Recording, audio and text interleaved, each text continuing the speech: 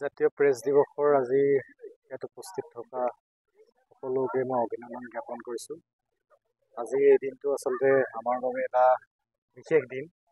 এই বিশেষ দিনটোত আমি লাহোৱাল প্ৰেছ ক্লাব ডিব্ৰুগড় জিলা সাংবাদিকতা আৰু বৃহত্তৰ ডিব্ৰুগড় প্ৰেছ ক্লাবে জাতীয় প্ৰেছ দিৱসৰ এই অনুষ্ঠানটো আয়োজন কৰিছিলোঁ লাহোৱালৰ তেলিয়াপতি। আৰু আজি এই অনুষ্ঠানত আমাৰ এজন জ্যেষ্ঠ সাংবাদিক বিভাস দুৱৰাক আমি সম্বৰ্ধনা জ্ঞাপন কৰোঁ।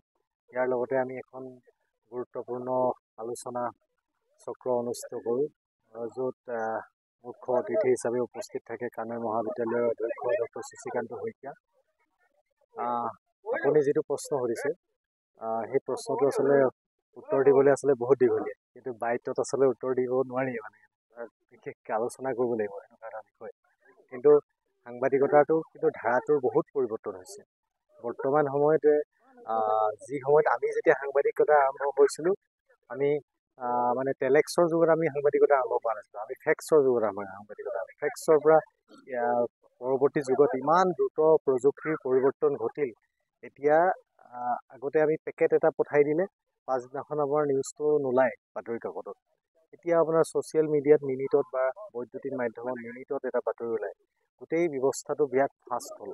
এই বিৰাট ফাষ্ট হোৱাৰ কাৰণে কিন্তু এটা বস্তুৰ সমস্যা হৈছে।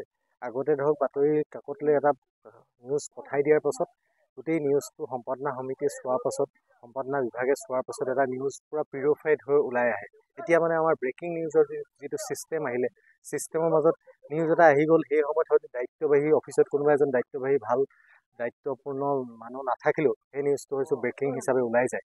এনেকুৱা ধৰণৰ বহুত আচলতে নোলাবলগীয়া নিউজ ওলায়। এনেকুৱা ধৰণৰ এটা পৰিৱেশ হৈছে। আমি সেই পৰিৱেশটোৰ পৰা আচলতে কেনেকৈ আমি আচলতে পিউৰিফাইড কিছুমান মানে যিটো মানে আমাৰ নিৰীক্ষণৰ মাজেৰে কেনেকৈ আমি জাৰ্নেলিজিমটো আচলতে বৰ্তাই ৰাখিব পাৰিম, নিৰীক্ষণৰ মাজেৰে কেনেকৈ আমি জাৰ্নেলিজিমটো শক্তিশালী কৰিব পাৰিম, সেই কথাটো গুৰুত্ব দিব লাগে। ছ'চিয়েল মিডিয়াত মানে আৰু জাৰ্নেলিজিমটো আৰু বেয়া হৈ গৈছে। এইটো কাৰণে বেয়া হৈছে, ছ'চিয়েল মিডিয়াত এজন মানুহে এডিটৰ, এজন মানুহে সাংবাদিক, সকলো তেওঁৱেই সৰ্বময় কৰ্তা। কাৰণ তেওঁৰ দৃষ্টিৰে যিটো দেখিছে সেইটো কথাই তেওঁ আচলতে উল্লেখ কৰিছে। গতিকে এটা মানে বিশ্লেষণাত্মক দৃষ্টিভংগী থাকিব লাগে মানে যিকোনো এটা বাতৰিত। বিশ্লেষণাত্মক দৃষ্টিভংগী নাথাকিলে এইটো মানে কিমান মানে গ্ৰহণযোগ্যতা আছে বাতৰিটো। কাৰণ কিবা এটা কথা ঘটিলে মানে আমি যদি এতিয়া দেখাব লাগে নাটক এখনৰ আমি মঞ্চৰ দৃশ্য, নাটকখনৰ যদি আমি মঞ্চখন ফালি যদি আমি চৌঘৰৰ যদি আমি দৃশ্য দেখুৱাই থাকোঁ, তেতিয়াহ'লে কিছুমান হয়তো সমাজত অশান্তি বিয়পিব পাৰে। সেই কথাবোৰ আমি চিন্তা কৰিব লাগিব। আমি ড্ৰয়িং ৰুমৰ বাতৰি দেখাব লাগে, কিন্তু আমি ড্ৰয়িং ৰুমৰ বাতৰি নেদেখাই যদি আমি পুৰণি কোঠাৰ বাতৰি দেখুৱাওঁ, তেতিয়াহ'লে সমাজখনৰ কাৰণে যথেষ্ট যথেষ্ট সমস্যাৰ সমাজখনে সন্মুখীন হ'ব। আৰু এনেধৰণৰ সমস্যা এতিয়া আহিছে, আৰু সেই সমস্যাসমূহ আচলতে সেই প্ৰত্যাহ্বানসমূহ আমি আঁতৰাই কেনেদৰে অনাগত দিনত আমি সাংবাদিকসকলে এই কথাবোৰ গুৰুত্ব দি কেনেদৰে আমি এটা মানে সুন্দৰ বাতৰি পৰিৱেশন কৰি সমাজখন কেনেদৰে শক্তিশালী কৰোঁ, এই কথাটোৰ ওপৰত নিৰ্ভৰ কৰা সময় আহি পৰিছে। পাৰিব নতুন প্ৰজন্মৰ যিসকল যুৱক যুৱতী সাংবাদিকতাৰ ক্ষেত্ৰখনলৈ আহিছে, তেওঁলোকে এই কথাবোৰ গুৰুত্ব সহকাৰে লৈছে। আগন্তুক দিনত তেওঁলোকে যদি অতি গুৰুত্ব সহকাৰে লৈ প্ৰতিটো দিশ যদি নিৰীক্ষণ কৰি এটা সংবাদ পৰিৱেশন কৰে, নিশ্চিতভাৱে সমাজখন শক্তিশালী হ'ব, সমাজখন সবলভাৱে আগবাঢ়ি যাব। ধন্যবাদ।